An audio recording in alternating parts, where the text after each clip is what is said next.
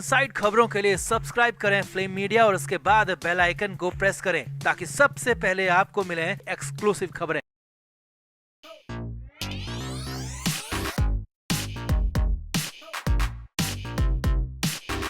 तो राज ठाकरे की गुंडागर्दी का मामला बॉम्बे हाई कोर्ट पहुंच चुका है, जिसके बाद तो राज ठाकरे की पार्टी एमएनएस की मान्यता भी रद्द हो सकती है और लगे हुए आरोप अगर सिद्ध हो गए तो राज ठाकरे और उनकी पार्टी के कई लोगों को जेल जाना पड़ सकता है। जी हां, बड़ी खबर मुंबई से आ रही है, सीधे हाई कोर्ट से आ रही है, जहां पर राज ठाकरे और उनकी पार्टी की गुंडागर्दी का मामला पहुंच चुका है। हिंदी मराठी को लेकर राज ठाकरे और उनकी पार्टी के कार्यकर्ताओं ने जो कुछ किया, अब वो सब कुछ हाई कोर्ट तक पहुंच चुका है। तो आपको पूरी डिटेल खबर दिखाते हैं। आप भी वीडियो को शेयर करें और अपनी राय कमेंट बॉक्स में जरूर दें।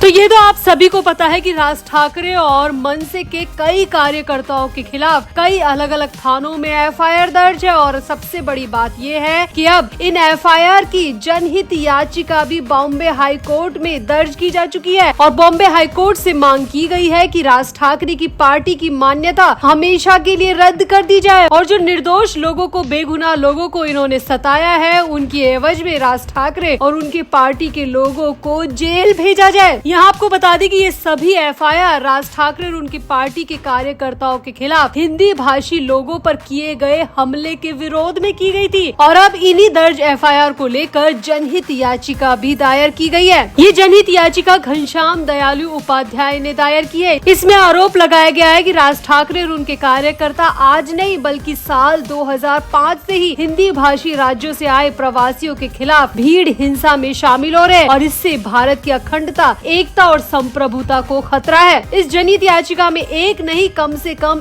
1000 मामले दिखाए गए हैं जो कि राज ठाकरे और उनकी पार्टी के कार्यकर्ताओं ने लोगों पर किए हैं और लोगों के साथ जो मारपीट की है, बदसलूकी की है, वो सब कुछ इस जनहित याचिका में दर्ज किया गया है। याचिकाकर्ता का कहना है कि महाराष्ट्र सरकार द्वारा अप्रैल और जून 2025 में जारी किए गए शासनादेश यानी कि गवर्नमेंट रेजोल्यूशन में प्राथमिक विद्यालयों में 3 भाषा नीति लागू की गई थी, जिसमें हिंदी भी शामिल थी। इसी के बाद राज ठाकरे और उनके चचेरे भाई उद्धव ठाकरे ने हिंदी को तीसरी भाषा बनाने के विरोध में गठबंधन भी कर लिया। याचिका में दावा किया गया कि राज ठाकरे ने कई विवादित भाषण दिए जिसमें भाषा और जन्म स्थान के आधार पर हिंसा फैलाने की कोशिश की। राज ठाकरे के इशारे पर उनके कार्यकर्ताओं ने उत्तर प्रदेश, बिहार, मध्य प्रदेश और राजस्थान के लोगों पर हमले किए, उनको पीटा, लीचिंग की घटनाएं की, उनकी दुकानों और उनके व्यावसायिक प्रतिष्ठानों को नुकसान तक पहुँचाया गया। याचिका में राज ठाकरे के उस बयान का भी उल्लेख किया गया जिसमें राज ठाकरे ने खुलेआम कहा कि ये तो केवल ट्रेलर है, अगर हिंदी नहीं रोकी गई तो हिंदी भाषी लोगों को निश्चित रूप से मार दिया जाएगा। याचिकाकर्ता ने आरोप लगाए हैं कि ठाकरे का मराठी प्रेम मौसमी है और वो केवल मुंबई नगर निगम चुनाव में मराठी वोटों को एकजुट करने के लिए ऐसा कर रहे हैं, जिसमें कई बेगुनाह भी पिस रहे हैं। अब हाईकोर्ट तक ये पीआईएल पहुँच चुकी है और हाईकोर्ट ने फिलहाल इस पीआईएल को परखने के लिए कहा गया है, यानी कि इस पीआईएल में, इस याचिका में जो कुछ लिखा गया है उसकी पूरी जांच की जाएगी और उसके बाद में मामले की सुनवाई अगली तारीख पर की जाएगी। यानी कि फिलहाल तो राज ठाकरे और उनके कार्यकर्ताओं की गुंडागर्दी का मामला हाईकोर्ट पहुंच चुका है और हाईकोर्ट जल्द ही दोबारा इस मामले पर सुनवाई करेगा। याचिकाकर्ता ने साफ साफ कहा है कि 2025 ही नहीं बल्कि 2005 से राज ठाकरे और उनकी पार्टी के लोग यूपी, बिहार, राजस्थान, गुजरात, मध्य प्रदेश से गए लोगों पर हमले कर रहे हैं, उनसे लीचिंग कर रहे हैं, उनको गाली गलौच दे रहे हैं और उनके वीडियो बनाकर सोशल मीडिया पर भी डाल रहे हैं, जिससे उनको काफी अपमान का भी घूंट पीना पड़ रहा है। यहाँ पर याचिका में साफ साफ मांग की गई है कि राज ठाकरे की पार्टी की मान्यता को तुरंत रद्द कर दिया जाए, खुद राज ठाकरे की राजनीतिक मान्यता को भी रद्द कर दिया जाए और उनके आरोपी कार्यकर्ताओं के साथ उन्हें भी जेल में डाल दिया जाए। तो फिलहाल याचिकाकर्ता ने बहुत सारे सबूत देते हुए ये पीआईएल दर्ज की है। अब देखना होगा कि हाईकोर्ट इस मामले में क्या फैसला देता है। क्या वाकई में अगर राज ठाकरे पर आरोप सिद्ध हो जाते हैं तो क्या राज ठाकरे को जेल की हवा खानी पड़ेगी, अपनी गुंडागर्दी रोकनी पड़ेगी? तो आपका इस पूरे मामले पर क्या कहना है? आप भी अपनी राय कमेंट बॉक्स में जरूर दें और वीडियो को भी शेयर करें।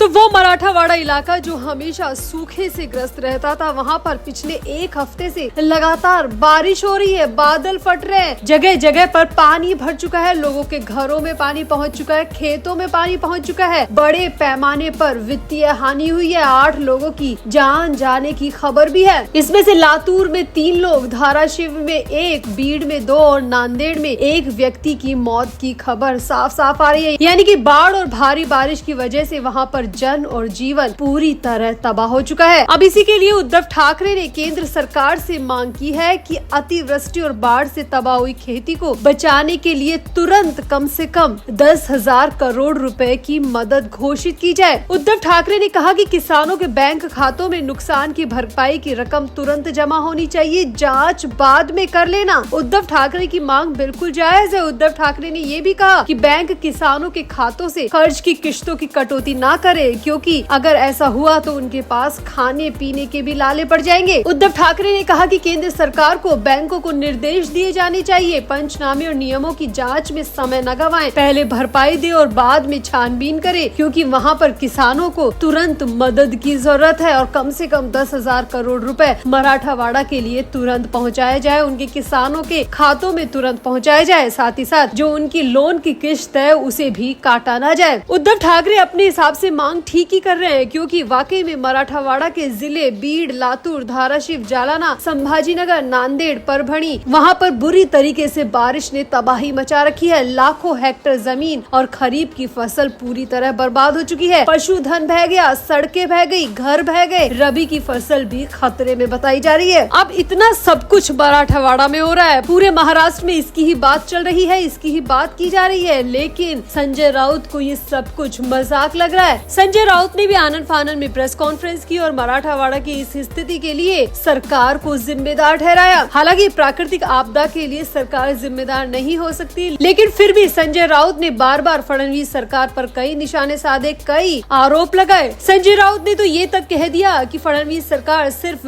एडवर्टीजमेंट में पैसा उड़ा रही है, उन्हें मराठावाड़ा से कोई मतलब ही नहीं है। अब यहाँ तक तो फिर भी ठीक था, क्योंकि विपक्ष के नेताओं का काम सरकार में खामियां निकालना ही होता है। लेकिन सबसे हैरानी की बात उस वक्त सामने आई जब संजय राउत को यही नहीं पता कि मराठावाड़ा में हो क्या रहा है। संजय राउत मराठावाड़ा में बाढ़ ग्रस्त इलाके को बार बार सूखा ग्रस्त इलाका कहते रहे। इसी एक प्रेस कॉन्फ्रेंस में संजय राउत ने 3 बार मराठावाड़ा को सूखा ग्रस्त इलाका कह दिया। अब ये सब कुछ संजय राउत ने जानबूझकर कहा, सोच समझ कर कहा या गलती से कहा, ये तो नहीं पता, लेकिन इससे ये तो साफ हो गया संजय राउत को मराठावाड़ा से कोई मतलब नहीं है, उनका काम सिर्फ सरकार पर निशाना साधना है, और वही वो प्रेस कॉन्फ्रेंस में करने आए थे। यहाँ पर आपको बता दें कि मराठावाड़ा हमेशा सूखा ग्रस्त इलाका ही रहा है, वहाँ पर बारिश नाम की होती है, लेकिन इस बार बारिश ने हद कर दी है। वहाँ पर इतनी ज्यादा बारिश हो रही है, 7 दिन से लगातार बारिश हो रही है, जिसकी वजह से बाढ़ वहाँ पर आ चुकी है, घरों तक पानी घुस चुका है और किसानों की खेती पूरी तरह बर्बाद हो चुकी है।